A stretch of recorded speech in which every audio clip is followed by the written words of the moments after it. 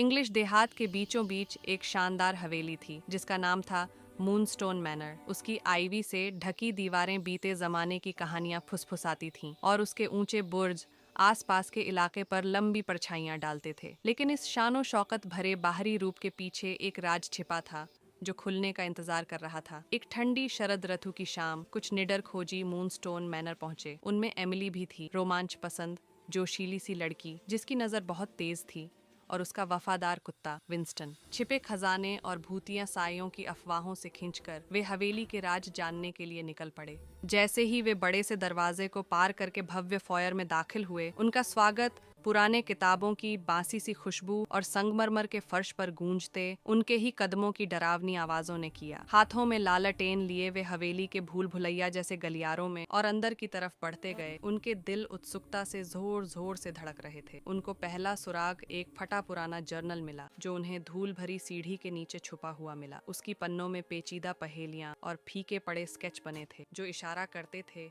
कि हवेली की दीवारों के कहीं भीतर खजाना छिपा हुआ है। यह राज सुलझाने के लिए एमिली और उसके साथियों ने ठान लिया कि वे इस जर्नल के हर रहस्य को समझेंगे। उनकी तलाश उन्हें छिपे हुए रास्तों और भूले बिसरे कमरों तक ले गई जहां उन्हें अजीब अजीब जाल और उलझन भरी पहेलियां मिलीं। लेकिन जैसे जैसे वे हर रुकावट पार करते गए, वे मूनस्टोन मैनर के रहस्यमय अतीत की सच्चाई के और करीब पहुंचते गए।